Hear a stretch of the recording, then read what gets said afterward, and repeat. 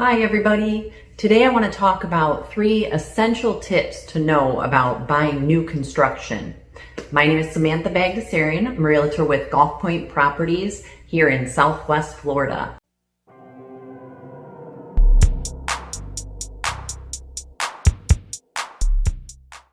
So if you live in this area, as you know, we have a ton of new construction. So let's just dive right in.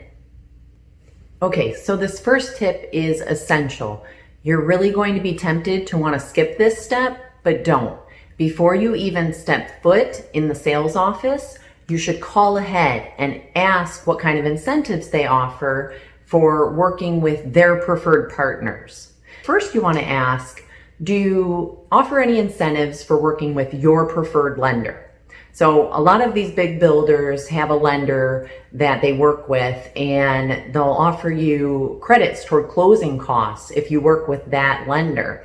And that can really be a great savings and really add up and go a long way to cover those extra closing costs that you have with new construction. So long as the rate that they're offering is competitive, it can be a really good deal. I would still recommend comparing with another lender and just making sure you are getting the best deal. But that's usually a pretty good opportunity to make some money there toward your closing costs. And that can be a really great opportunity. The second question you want to ask is, will I get a discount if I don't use a realtor? And 9 times out of 10, the answer to that is going to be no, which I know sounds strange, but here's why. Typically, builders don't like to discount on the base price of the home. That's because that sale will then become a comp for all future sales, and they don't like to show discounted prices on that. That affects their bottom line. The second reason is because builders typically like working with real estate agents within their community because we bring them a lot of business. They send me emails and call me saying, bring your buyers. Do you have any buyers that would be interested in this? They do that because they know that the local real estate agents are working with a lot of the buyers in the community.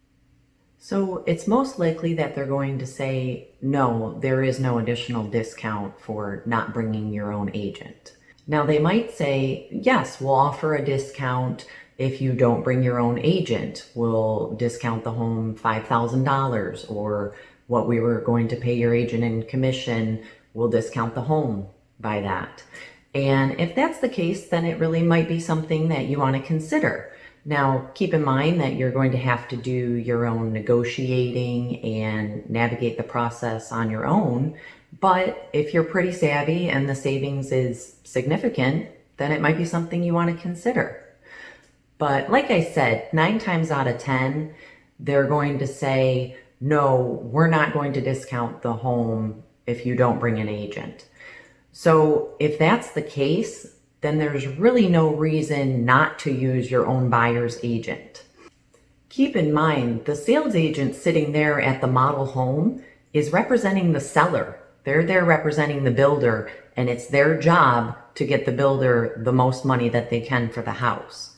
So if you can have your own representation and it doesn't cost you any extra, then why wouldn't you bring your own buyer's agent in? Buyer's agents can prove to be invaluable with new construction because now you have someone representing your best interest and somebody that has your back. They can negotiate closing cost credits for you or credits toward the design center, and they can find the best deals in the neighborhood for you, either with inventory homes or knowing when the best time to buy is. They can advise you on what upgrades are best for your return on investment. My second tip is don't be fooled by the advertised prices. So, you drive by the community and they got that big giant sign out front that says prices start in the low 300,000s. Well, those are the base prices before any upgrades at all. So you have to keep in mind that there's extra costs, such as the lot premium, structural upgrades, and design upgrades.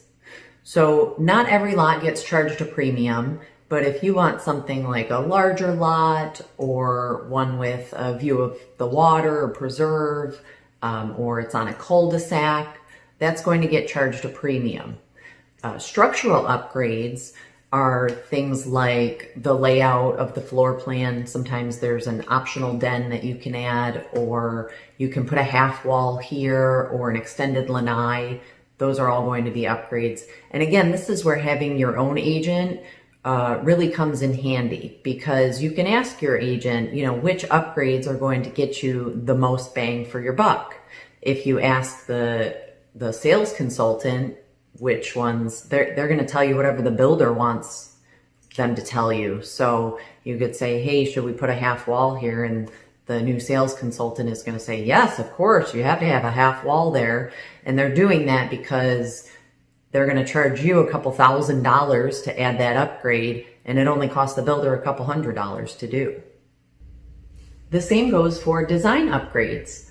A good agent is going to look at what the builder's charging you for certain upgrades, and then they can advise you on whether or not they think that's a good decision.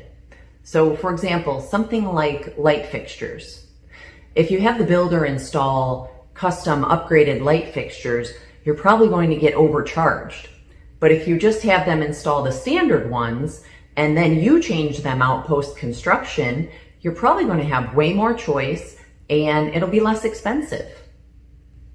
My final tip for today is still get an inspection.